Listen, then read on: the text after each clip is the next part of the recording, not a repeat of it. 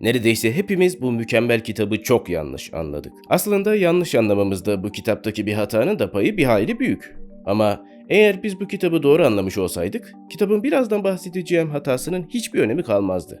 Dilerseniz bu hatayı kendi deneyimlerim üzerinden sizlere ifade etmeye çalışayım. Atomik Alışkanlıklar kitabını internette sürekli karşıma çıkmasıyla "Ya bu kadar adam önerdiğine göre bu kitapta bir şeyler vardır" diyerek aldım ve okumaya başladım. Sürekli övgü alması bu kitaba karşı çok yoğun bir beklenti oluşturdu bende. Ama kitabı okumaya başladıktan sonra Atomik Alışkanlıklar benim beklentilerimi yıktı geçti. Çünkü bir şeyler bekliyordum ama bu kadar da makul bir şey beklemiyordum. Kitap öyle dolu, öyle sağlam adımlarla hazırlanmıştı ki her bir satırı okuyuşunda "Tamam, bu bilgiyi de cebe attık, hemen bir sonraki bilgiyi ver bana" dedirtiyordu. Ve evet, bu kitabın suçu bu kadar muhteşem olmasıydı. Biraz daha yavan olsa belki biraz daha yavaş ve lokma lokma bitirirdim kitabı. Ama şimdilik kendi deneyimimden biraz daha bahsedeyim. Kitap bittikten sonra "Ne kitaptı ama" diye keyifleniyor, edinmiş olduğum değerli bilgileri zihnime yerleştirdiğim için büyük bir haz duyuyordum. Fakat aradan kısa bir zaman geçtikten sonra içimi bu kitap ile alakalı bir huzursuzluk kapladı. Çünkü bu muhteşem bilgileri edinmiştim ama yalnızca çok küçük bir kısmını hayatıma uygulayabilmiştim. Bu kitap bir teori kitabı değildi. Hayata uygulanmayı gerektiriyordu.